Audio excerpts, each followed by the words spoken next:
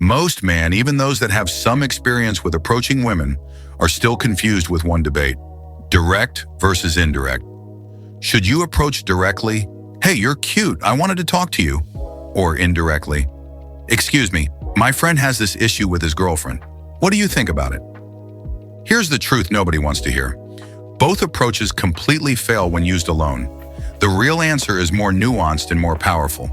Countless hours are spent arguing about which way is better. And here's the truth: both suck if they're your only move. Imagine going full direct for an entire interaction. You walk up, "Hey, you're hot. Seriously, you're so hot. Looking at you is turning me on. Your smile, it just arouses me. I just want to sleep with you." What's going to happen? Maybe, one girl in 500 who happens to find you extremely attractive and is in a particularly adventurous mood will go along with it. The other 499 will think you're a creep, a weirdo, or at best socially clueless. Being direct with your initial interest is good.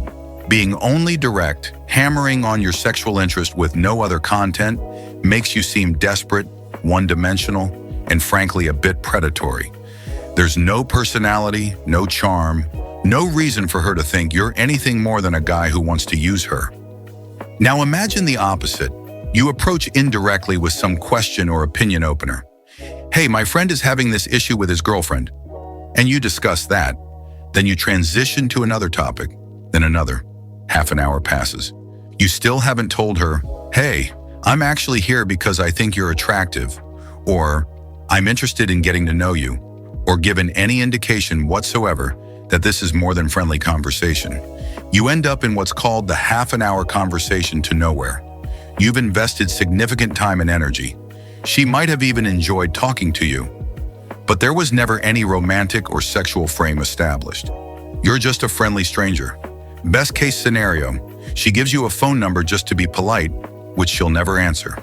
More likely, the conversation just fizzles out and you both walk away having accomplished nothing. The point isn't choosing direct or indirect.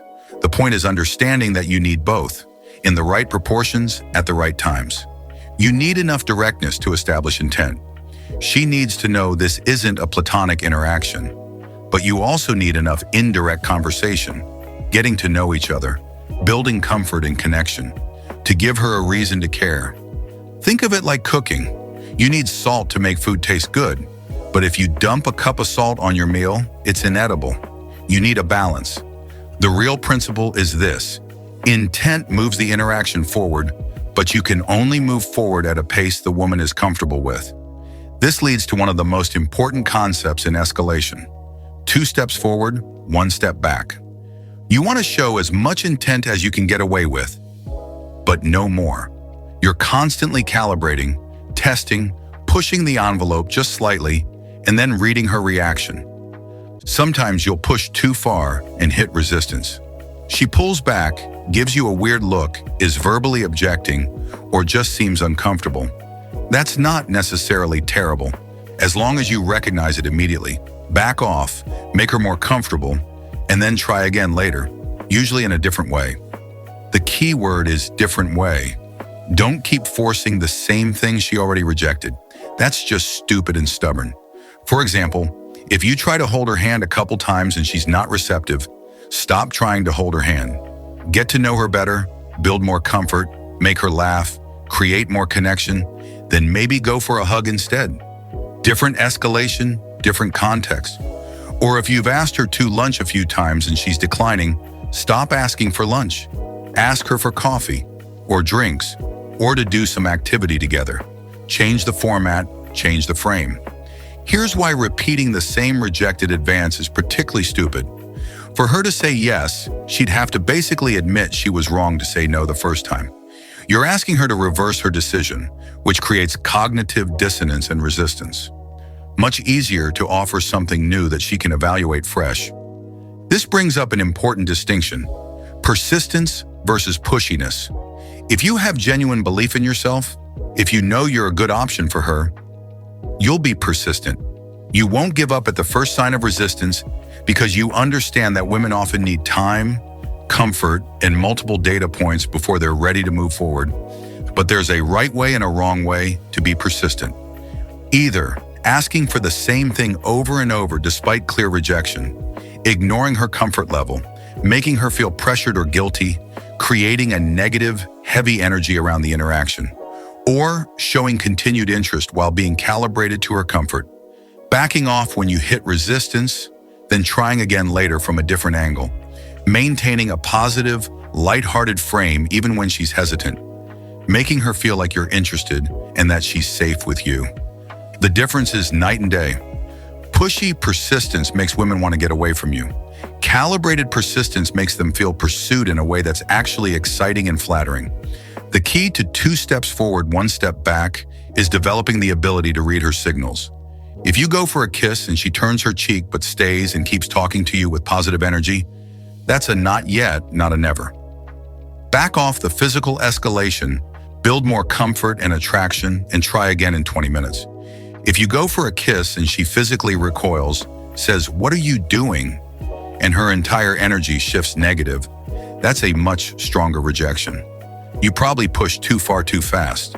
You need to take a bigger step back, maybe even eject from the interaction entirely.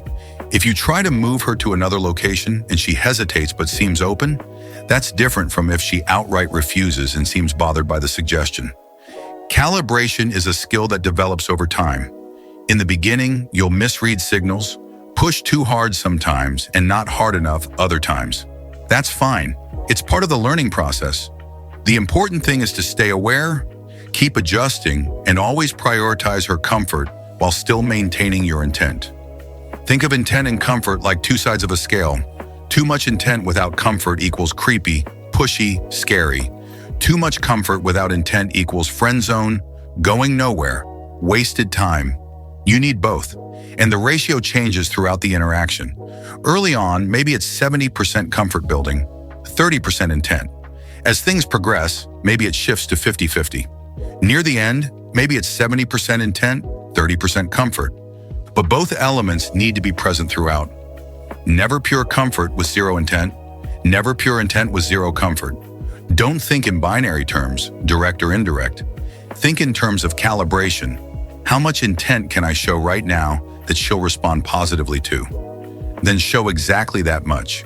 Push the envelope just slightly, test, read her reaction, adjust. This is a dynamic dance, not a script to follow. It requires presence, awareness, and genuine attention to the woman in front of you, rather than just executing a technique. This brings us to a powerful framework that explains everything about how attraction and escalation actually work. Social capital. Understanding this model will transform how you think about every interaction with women. Next time we explore why some guys can get away with things others can't, why timing matters so much, and how to calibrate your escalation perfectly.